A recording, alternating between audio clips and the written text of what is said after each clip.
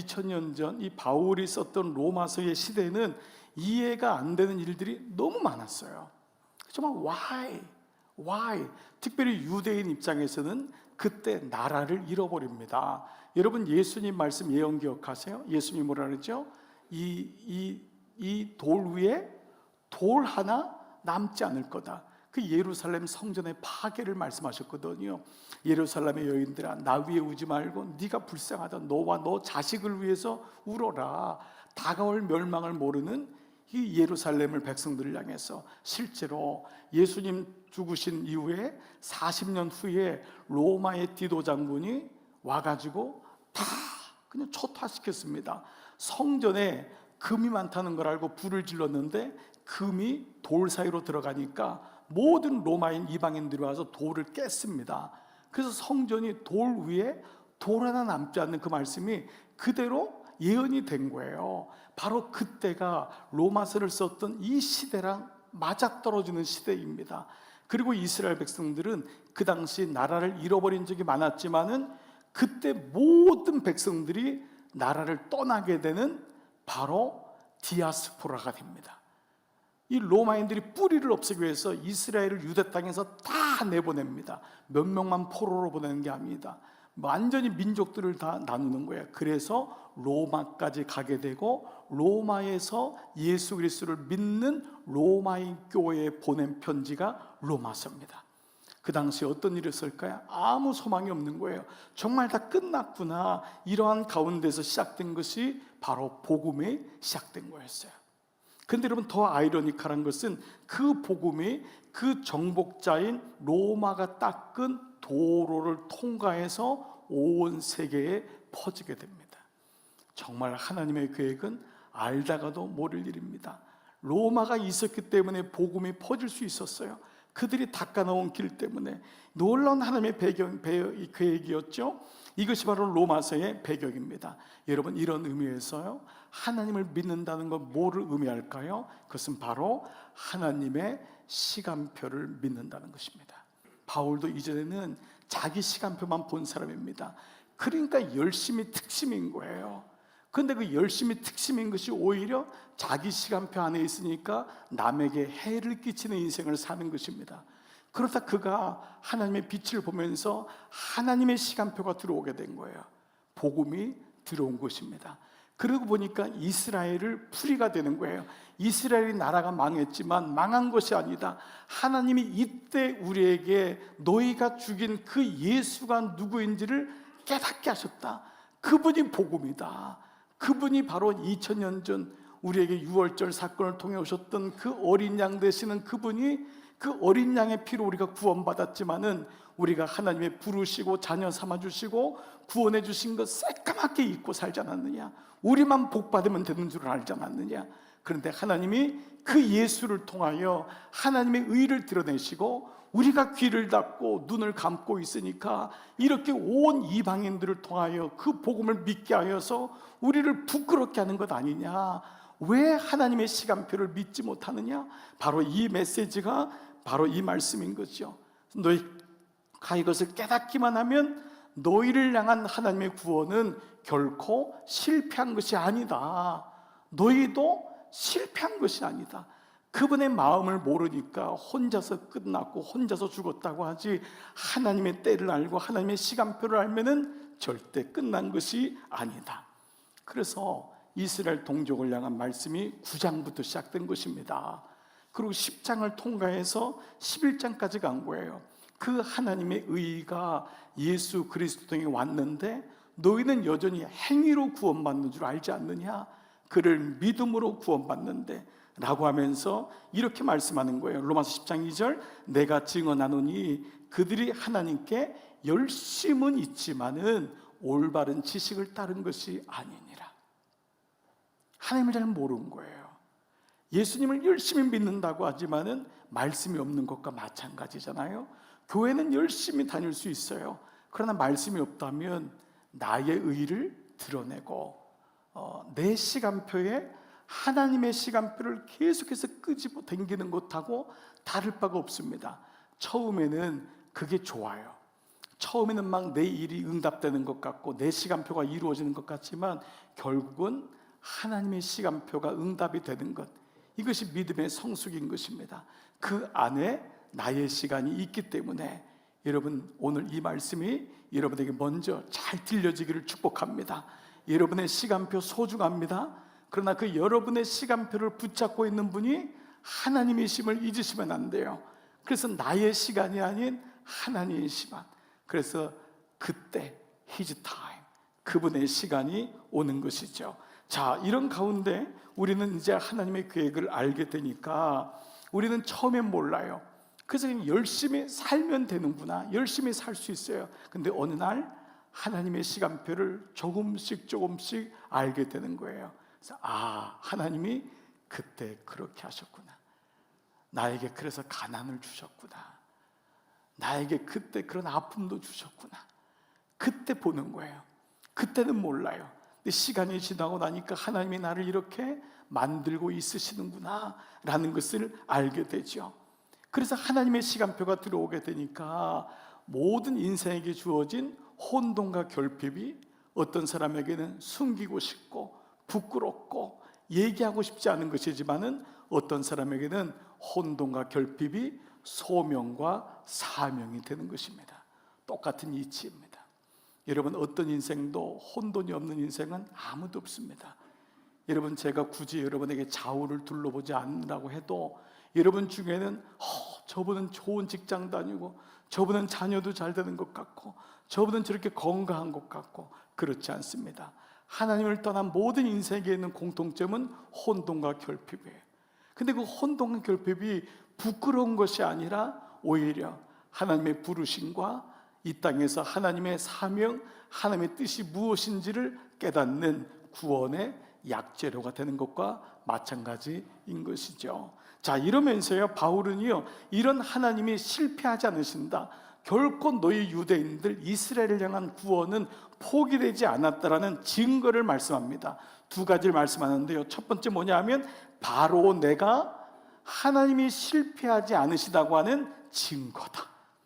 놀랍습니다. 바울은 내가 그 증거다라는 거예요. 자, 보세요. 로마서 11장 1절 다 같이 한번 읽을게요. 그러므로 시작. 그러므로 내가 말하노니 하나님이 자기 백성을 버리셨느냐? 그럴 수 없느니라. 나도 이스라엘이니요 아브라함의 씨에서 난 자요 베냐민 지파라. 이게 나를 보라는 거예요. 뭐죠? 사도 바울은 유대인 중에 유대인입니다. 특별히 가말리알 문화에서 밑에서 배웠던 율법 학자예요. 그러니까 지금으로 말하면 여러분, 우리는 바울을 늘 애프터 바울이 예수님 믿은 다음에 그는 위대한 사람이 되었다고 하는데, 그는 오히려 예수님을 믿지 않았으면은 세상적으로 보면은 유대인에서 더 유명한 사람이 될 수 있는 가능성이 많은 사람이에요. 그는 가말리알 문화에서 공부했고 집안의 혈통도 이미 로마 시민권을 가질 정도였고 너무너무 아주 지금으로 하면 금수저입니다, 완전히. 그러니까 그는 유대인 중에 유대인이고 바리새인 중에 바리새인이고 율법학자 중에 율법학자인 내가 지금 복음의 눈을 떴다면, 여러분, 하나님은 살아계신 것 아닙니까? 하나님의 유대인을 향한 구원은 절대 실패가 아닙니다 라는 것을 고백하고 있는 거예요. 자, 여러분, 적용해 보세요. 여러분, 우리는 바울처럼 그렇게 하나님 앞에 자신 있게 내가 그 사람입니다 얘기하지 못할지라도 이미 여러분에게 말씀이 들어갔고 여러분이 여기 와 있고 이렇게 예배를 드린다면 하나님은 이미 여러분을 통해서 당신의 살아계심과 실패하지 않으심을 드러내는 줄 믿습니다. 여러분 중에는 저와 비슷한 분이 많을 거예요. 예수 전혀 모르는 가정에서 어떻게 여기까지 왔는지. 정말 그런 가정도 많을 거예요. 저는 모태신앙이라고요, 다 무조건 예수 믿는다고 생각하지 않습니다. 오히려 그 모태신앙이 예수를 믿는데 어려움을 주는 분도 있습니다. 대강대강 예수 믿다 보니까 이것도 못하고 저것도 못하고 다 못하고 에브리띵 못하고, 정말 그럴 때가 너무 많잖아요. 우리 인생 속에서 하나님의 부르심이 있습니다. 그러면서 두 번째 증거는요, 대표적인 구약의 사건입니다. 여러분이 잘 아는 엘리야 시대 때 왔던 사건인데 미리 말씀드립니다. 이 엘리야 시대는 하나님이 없다고 했던 것이 가장 아주 깊고 힘들었던 시대입니다. 그래서 바울이 이 시대를 지금 꺼내는 거예요. 11장 4절 5절 그 얘기하신 대답이 무엇이냐? 내가 나를 위하여 바알에게 무릎을 꿇지 아니한 사람 7,000명을 남겨두었다 하셨으니 그런즉 이와 같이 지금도 은혜로 택하심을 따라 남은 자가 있다. 결코 하나님의 구원하심은 망한 것이 아니다. 끝난 것이 아니다. 엘리야는 구약의 역사 속에 살았던 가장 패역한 시대 속에 살았던 하나님의 종이었습니다. 너무도 패역해서 나중에 쫓기다가요 로덴나무 밑에서 죽기를 원했던, 여러분 지금 말하면 목사가 사역하다가 너무 안 바뀌니까, 너무 세상이 악하니까 죽으려고 자살했던 게 이 엘리야입니다. 로덴나무 밑에 내려가 내가 죽기를 바라노니. 얼마나 힘들었으면 모든 백성들은요 다 바알과 아세라 우상의 신전을 집에다가 데려놓고 안식일에는 예배를 드린 거예요. 여러분 이해가 되세요? 6일 동안은 다 귀신 신상들 다 집에다 데려다 놓고 주일날에는 교회 가서 예배 드리고, 그리고 모든 사람들이 음행에 안 빠진 사람들이 없는 거예요. 가정도 초토화되고 자녀들 다 빼앗기고, 이런 가운데 엘리야가 보니까 엘리야 마음도 소망이 없는 거예요. 하나님 끝났구나. 우리를 향한 구원은 여기까지구나. 그래서 어차피 끝난 거 스스로 죽자. 그러면서 로뎀나무도 죽으려고 할 때 그때의 사건이 열왕기상 19장 말씀이에요. 또 지진 후에 불이 있으나 불 가운데서도 여호와께서 계시지 아니하시더니 불 후에 세미한 소리가 있는지라. 여러분 이건 뭘 의미하냐 하면 엘리야는 하나님이 좀 살아계신 음성을 듣기를 원했어요. 지진같이 불같이 하나님이 나 여기 있다 죽지 마라 무슨 말이야 라고 할 줄 알았는데 다른 목소리가 들린 거예요. 뭐죠? 세미한 소리가 들리더라. 이 세미한 소리는 작은 소리라는 의미 이상으로 하나님이 귓가에다가 대고 하신다. 영어로도 위스퍼라고 썼어요. 위스퍼는 속삭이다는 거예요. 하나님이 내가 못 들으니까, 여러분 우리가 너무 못 들으니까 하나님이 귀에다가 속삭여 주시는 거예요. 그것이 세미한 음성의 소리가 있는지라 엘리야가 듣고 하나님인 걸 깨달았어요. 얼굴을 가리고, 그래서 두려웠잖아요. 나가서 굴럭의 섬에 그때 하나님의 소리가 임하여 이르시되 엘리야야 내가 어찌하여 여기 있느냐? 왜 죽으려고 하느냐? 지금 내가 여기 있을 때가 아닌데 빨리 여기 호렙으로 가가지고 거기서 하나님의 살아계심을 선포해야 되는데 너가 왜 사명을 잃어버렸느냐? 왜 끝났다고 생각하느냐? 이 질문입니다. 이 말씀인 거예요. 여러분 질문해 보겠습니다. 여러분은 나는 하나님의 생각과 뜻을 모른 채 지금 보여지는 것이 끝이라고 여긴 적은 없는가? 나는 내 자녀들을 보면서 너는 거기까지 끝이구나, 난 더 이상 하나님도 없고 다 귀찮다, 여러분 그런 적은 없는지? 여러분 스스로 하나님의 생각과 뜻을 모른 채 그냥 체념하고 포기하고 살진 않았는지? 근데 여러분 오늘 예배를 통해서 여러분 하나님이 여러분의 귓가에 대시는 세미한 음성을 들으시기를 축복합니다. 여러분 성령께서 우리에게 말씀하는 거예요. 지난주 말씀 기억하시죠? 성령님은 우리의 연약함을 아신다 그랬어요. 도우신다 그랬어요. 우리가 기도하지 못할 때도 말할 수 없는 탄식으로 우리를 위해 기도하신다고 했어요. 그리고 우리의 생각의 성향을 아시기 때문에 이렇게 또 낙마하고 주저앉고 좌절할까 봐, 죽을까 봐 주님이 우리를 뜻대로 성령의 생각을 아시나니 하나님의 뜻대로 우리를 위해서 강구하신다고 말씀하고 있는 것입니다. 바울은 이렇게 하나님의 구원이 끝나지 않았다, 이스라엘을 포기하면 안 된다 그러면서, 그런데 왜 이스라엘이 너희가 하나님의 구원이 끝나지 않았는데 왜 너희가 이렇게 하나님의 구원이 끝났다고 여기는 줄 아느냐? 왜 그런 줄 아느냐? 왜 자꾸 절망이 오고 하나님 안 계신다고 생각하는 줄 아느냐? 이 얘기를, 그 이유를 말하는 것이 7절부터입니다. 자, 7절 보십시오. 같이 읽을게요. 시작. 그런즉 어떠하냐? 이스라엘이 구하는 그것을 얻지 못하고 오직 택하심을 입은 자가 얻었고 그 남은 자들은 우둔하여 졌느니라. 자, 7절과 8절은 신명기와 이사야 말씀을 인용했는데, 신명기와 이사야는 구약의 가장 핵심적인 말씀이잖아요. 근데 여기 보니까 오직 택하심을 입은 자는 구원을 받았어요, 예수로. 그러나 그렇지 못한 자를 남은 자라고 한 거예요. 그 남은 자, 구원받지 못하고 자기 고집대로 아직도 자기 의로 살아가는 그들을 향해서 뭐라고 했냐면 그들은 우둔하여졌다라는 말을 썼어요. 개혁성경이, 옛날 개혁성경은요 완악해졌다. 근데 이 말의 원어적인 뜻은 뭐냐면 돌같이 굳어졌답니다. 돌같이 굳어졌다. 우리 떡은 언제 먹어야 되죠? 말랑말랑하고 김이 날 때 먹어야 됩니다. 근데 그걸 놓쳐버리면은요 보통 냉동실에 들어갑니다.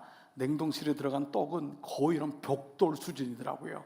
나중에 꺼내면 먹기도 어렵고 떡의 그 맛을 잃어버릴 때가 많은데, 이 돌처럼 굳어졌다는 것은 뭐냐 하면 이렇게 된 상태예요. 무뎌졌다. 그런데 그 우둔해진 결과가 뭐냐? 8절입니다. 기록된 바 그 신명기와 이사야에 하나님이 오늘까지 그들에게 뭐를 줬다고요? 혼미한 심령을 줬다는 거예요. 이 말은 뭐냐 하면 하나님이 줄 정도로 그냥 그대로 놔둔 거예요. 놔둔 상태가 되었다. 얼마나 그랬으면은 하나님이 주셨다라고 하는 표현까지 쓴 거예요. 그래서 마침내 그들은 또 보지 못할 눈과 듣지 못할 귀, 눈이 있어도 보지를 못하고, 다른 사람들은 하나님의 역사를 보는데 어떤 사람들은 말씀이 들리는데 들리지 않는다함과 같으니라. 그런데 여러분, 여기 혼미하다라는 단어가요, 이 카타뉴스라는 말인데, 혼미하다, 이게 이제 헷갈린단 말이잖아요. 근데 이 말의 이 원어적인 뜻은 뭐냐면 찌르다라는 뜻을 가지고 있습니다. 찌르다, 혼미한 영인데 찌르다, 이게 무슨 말일까요? 이 관주 성경에 보니까요, 너무 많이 자극을 받아 무감각해진, 이게 오히려 오늘을 사는 우리에게는 아주 적절한 표현입니다. 너무 많이 자극을 받아 그러니까 찌르는데도, 그러니까 이 혼미하다는 게 뭐냐, 찌르는데도 혼미한 거예요. 찌르는데도 모르는 거예요. 여러분, 하나님 말씀이 여러분을 찌르지 않은 것이 아니라 찌르는데도 너무 많이 다른 것에 이미 자극을 받아가지고 그 찌르는데도 아프지 않은 거예요. 모른다라는 거예요. 자, 적용해 보십시오. 여러분은 말씀이 귀하고 말씀이 잘 들리십니까? 예수님께서 마태복음 18장 3절에 오죽하면 이 얘기를 하셨는데요, 보세요. 이르시되 진실로 너에게 이르노니 너희가 돌이켜 회개하여 어린 아이들과 같이 되지 아니하면 결단코 천국에 들어가지 못하리라. 구원받지 못한대요. 이 말씀을 다시 한번 봐보세요. 그럼 구원받지 못하는 게 어린아이가 되라는 게 아니라 어린아이같이 그 마음을 비우고 깨끗하고 단순하게 하지 않으면 말씀이 들리지 않으니까 결국은 자기 의로 살게 되니까 그는 구원을 받을 수가 없다는 말이잖아요. 우리 이 말씀을 풀이할 수 있잖아요. 아, 내 마음이 어린아이같이 열려야지, 어린아이같이 단순하고 깨끗함을 유지해야지만이 그 말씀이 들리는구나. 근데 제가 이 말씀을 보다가요, 이 윌리엄 마클레이의 주석에 아주 재미있는 글을 달았어요. 여러분 들어보세요. 경계하지 않으면 나이가 들어감에 따라 하나님께 더 가까이 나아가는 것이 아니라 점점 멀어질 수도 있다. 경계하지 않으면은 나이를 먹으면은 예수님께 더 성숙해지고 가까워져야 되잖아요. 근데 그렇지 않을 수 있대요. 왜? 세상의 가치관, 이런저런 수많은 얘기들을 삶의 무게에 눌리기 때문이다. 그래서 나이가 들수록 여기 생략된 게 있는데, 하나님 물론 은혜예요, 말씀이에요. 더 많이 감격하고 감동하며 더 많이 울고 더 많이 웃어야 깨끗하고 맑은 영혼을 유지할 수 있다는 거예요. 여러분, 이게 굉장히 의미가 있지 않나요? 우리의 영혼을, 깨끗하고 단순한 영혼을 유지하기 위해선 더 많이 좀 감격하고 더 많이 좀 감동하고, 이런 걸 여러분 세상에서 정말 어디서 할 수가 있겠습니까? 주님의 교회에서, 성전에서, 목장에서, 모임에서 이거를 자꾸 이거 연습하고 이걸 깨달아야지만이 그 말씀이 들린다는 거예요. 정말 저는 이 예배야말로 하나님이 우리에게 주신 은혜의 이 장소이라고 믿습니다. 여러분, 소리내서 울지 못한다. 그들은, 이게 베이비붐 세대를 향한 말 아닙니까? 그들은 소리내서 울지 못한다. 어디서 울어본 적이 있어야지. 우리 아빠들이 어디서 웃어본 적이 있어야지. 근데 이 성전에 왔을 때 정말 많이 감격하고 감동하고, 여러분의 마음이 혼미한 영이 되지 아니하고 우둔해지지 아니하고, 그래서 하나님 말씀이 들려지는 이러한 은혜가 있기를 축복합니다. 자, 근데 오늘 마지막 구절을 보면은요, 정말 역설적인 구절이 나옵니다. 하나님이 이런 이스라엘을 포기했냐? 그렇지 않다는 거예요. 11절, 그러므로 내가 말하노니 그들이 넘어지기까지 실족하였느냐? 그럴 수 없느니라. 그들이 넘어짐으로 구원이 이방인에게 이르러 이스라엘로 시기나게 함이로라. 하나님이 이스라엘에게 구원을 안 준 것이 아니라 그들을 시기하게. 근데 여기 나온 이 시기는요, 어떤 인간의 질투가 아니라 회개와 믿음을 일으키는 그런 자극입니다. 그런 마음의 시기가 나는 거예요. 그런 어떤 사람 보면은 저렇게 한번 믿음 생활하고 싶은데, 저렇게 말씀을 묵상하고 싶은데, 그런 마음이 드는 거예요. 그런 마음이 회개와 믿음을 일으키는 그런 자극, 이거를 이스라엘에게 주므로 지난 2000년 동안 이방인에게 복음이 다 한 바퀴 돈 다음에 드디어 하나님은 이스라엘을 마지막 구원의 주자로 삼으시는 것이 우리가 구속사적인 말씀이기도 하지요. 마지막 12절을 보겠습니다.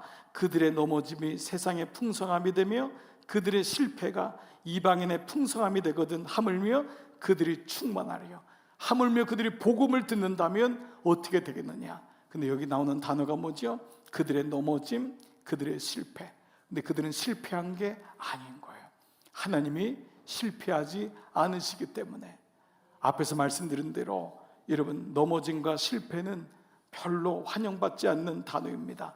그런데 한 가지 여기 영적 원리가 있습니다.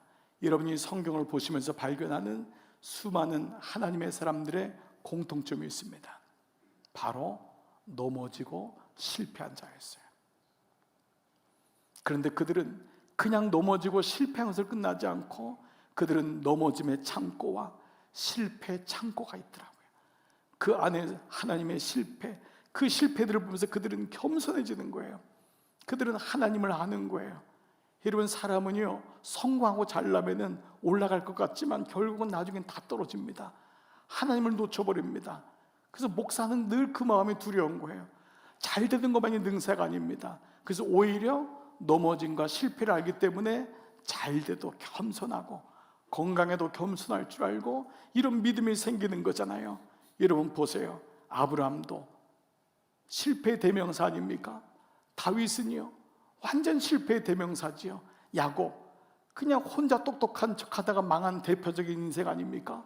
그들의 모든 인생 속에 하나님의 그 실패와 넘어짐을 통해서 그들을 세우시는 것을 보게 되죠. 말씀을 마무리해 볼게요.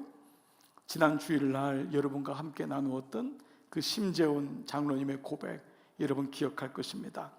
그분의 책이 제목이 니는 혼자가 아니다, 그 제목이었잖아요.